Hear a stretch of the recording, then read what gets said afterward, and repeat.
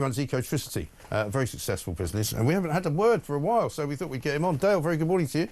Yeah, Mike, how's things? It's been a while. Yeah, it's been a while. Didn't know where you've been hiding, man. Oh, yeah, I don't know either. How's life, anyway? It's all right, you know, I won't complain. I'm busy. I mean, I've been seeing a lot. I've been seeing a lot of stories about you. One story that turns out not to be true. You don't want to offer subsidies to oil and gas companies in the North Sea. I see that you've corrected that. So, what do you want to do about? You quite like digging in the North Sea, though, don't you? You want some more oil and gas to come out of there. No, that's not right. What I said last week was misreported by the Telegraph. That's why I'm giving you a chance to correct it. Thank you. But it was also misreported by The Guardian, which was a big surprise. The Guardian claimed I supported new oil and gas drilling in the North Sea. Well, they get a lot wrong. That was completely fake news. I was shocked, Mike. Honestly, I was. And the Telegraph reported that I wanted subsidies for the North Sea, and it's not quite right. What I recommended was we take the same scheme, a CFD, a contract for difference, that we use for green energy, and we apply it to the North Sea to protect the jobs we have there and the industry for the last 10 years or 15 years of production.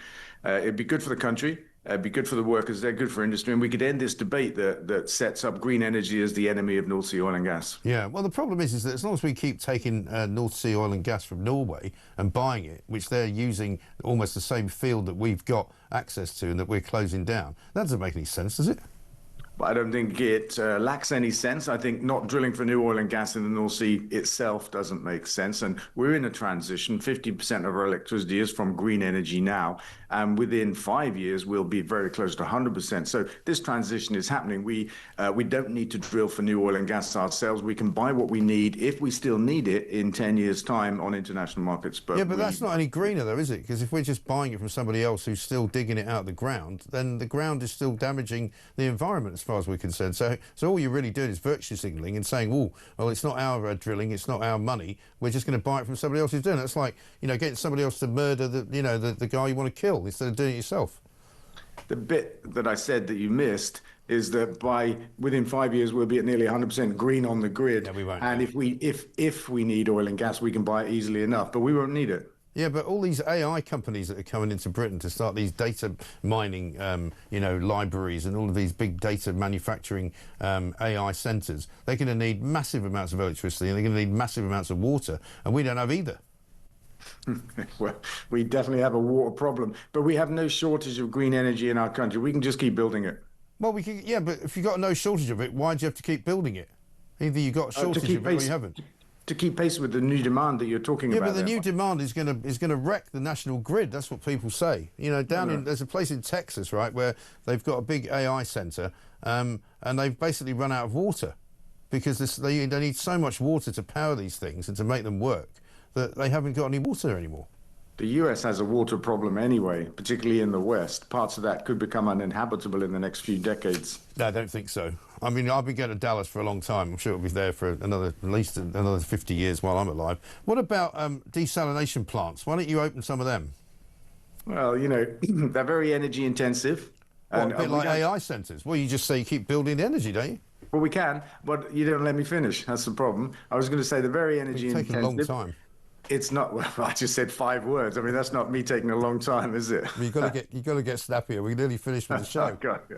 That's right. There are better ways to get water. I'm just trying to say that. Well, all I'm saying is, a man of your means and a man of your capabilities, surely you could come up with a network of desalination plants, which I've been purporting would be the answer for about a good 5 or 6 years.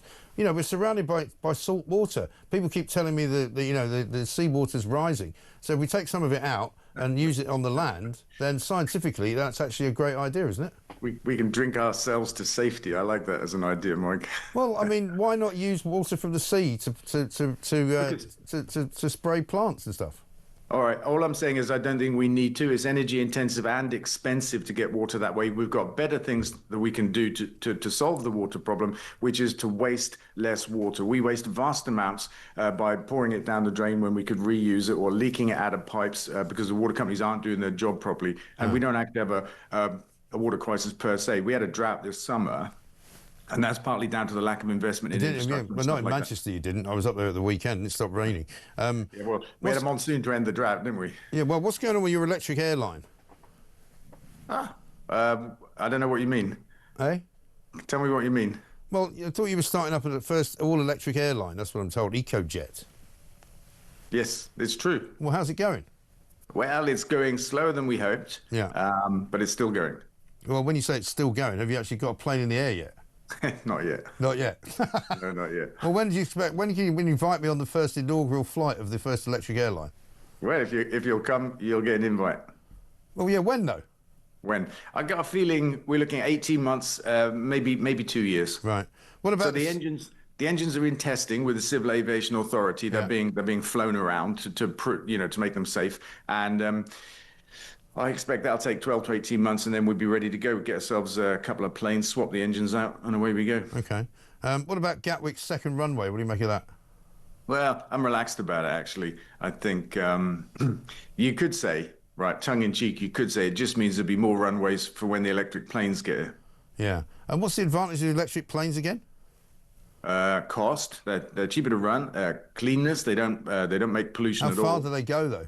And they're silent. How about that? No noise. One of the biggest problems of the expansion of Gatwick is going to be the noise imposed on local people. Yeah. How far do they go? The range of the first plane would be 500 miles, and within a couple of years, it would be 1,000 miles. So it's quite feasible So to I fly can't to go Europe. to New York on it then? Not yet, but Europe, I mean, that's a big deal. All right. Fair enough. I see you still wearing the old Palestinian thing. You were at the Palestinian embassy yesterday. Yeah, I was. That's been there for a while, isn't it? Yeah, well, I don't know, actually. I would assume so. Yeah, but no, there's been an ambassador there for ages. I don't know why it's suddenly taken them this long to say it's a recognised ambassador, because he's been ambassador he can't be an for years. ambassador until we recognise the country, as I understand it. And it was a mission before, and today it's But it's a country without a leader, though, isn't it? There's no leader there.